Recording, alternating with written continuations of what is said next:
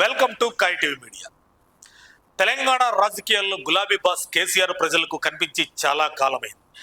ఎవరైనా ముఖ్య నేతలు కలవాలన్నా ఫామ్ హౌస్ కి పిలిపించుకొని మాట్లాడుతున్నారు. ఆ తర్వాత సైలెంట్ అయిపోతున్నారు.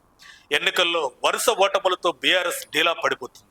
అయినా కానీ కేసీఆర్ ఎందుకు ప్రజల్లోకి రావట్లేదని రాజకీయాల్లో చర్చ జరుగుతుంది.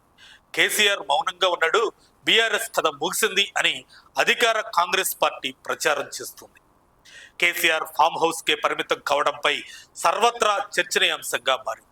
కానీ వాస్తవానికి ఈ మౌనం వెనుక ఏదైనా వ్యూహం ఉందా అనే దిగులు గుబులు కాంగ్రెస్ నేతల్లో ఉందని విశ్లేషకులు అంటున్నారు. అయితే ఈ సందర్భంలోనే మళ్ళీ సెంటిమెంట్ రాజకీయాల దిశగానే బీఆర్ఎస్ అధినేత కేసీఆర్ అడుగులు వేస్తున్నారు. తెలంగాణ ఉద్యమ సమయంలో నీళ్లు, నిధులు, ఉద్యోగాల నినాదం ఏ విధంగా అయితే పనిచేసిందో ఇప్పుడు కూడా జల వివాదాలకు సంబంధించిన అంశాలపై కేసీఆర్ గళం విప్పాలని నిర్ణయించుకున్నారు. ఈ నెల 19న విస్తృత స్థాయి సమావేశం నిర్వహించి దీనిపై కీలక నిర్ణయం తీసుకోవాలని భావించారు.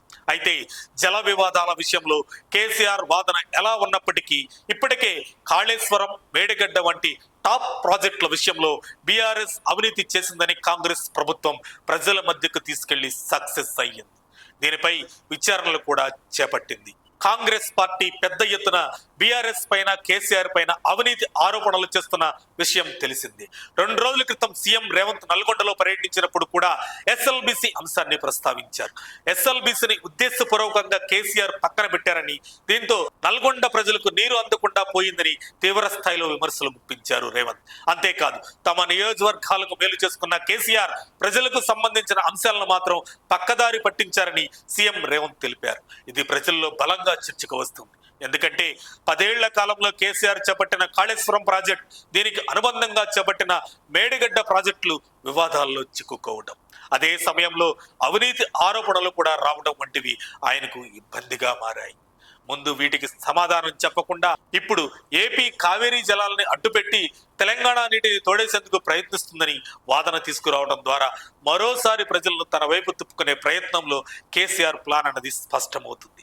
జల వివాదాలపై కేసీఆర్ గళం విప్పినప్పటికీ అవి ఏ మేరకు ప్రజలకు చేరువవుతాయన్నది చూడాలి. ఎందుకంటే కాళేశ్వరాన్ని భారీ ప్రాజెక్టుగా పేర్కొన్న కేసీఆర్ ఈ విషయంలో ఇప్పుడు ఆరోపణలు ఎదుర్కొంటున్నారు. ముందు వీటికి ఆయన సమాధానం చెప్పకుండా ఇతర ప్రాజెక్టుల గురించి మాట్లాడినా, ఏపీపై ఆయన ఆరోపణలు చేసినా సానుభూతి వచ్చే అవకాశం అయితే కనిపించటం లేదన్నది రాజకీయ వర్గాల్లో జరుగుతున్న చర్చ. మరి ఆయన ఏం చేస్తారు? జల వివాదాలపై ఆయన చేపడుతున్న కార్యక్రమాలు ఏ మేరకు సక్సెస్ అవుతాయి అనేది చూడాలి. మరిన్ని అప్డేట్స్ కోసం మా కాయ్ టీవీని సబ్స్క్రైబ్ చేసుకోండి. మా వీడియో కనుక మీకు నచ్చినట్లయితే లైక్ చేయండి, షేర్ చేయండి. మీ విలువైన అభిప్రాయాలను కామెంట్ బాక్స్లో తెలియజేయండి.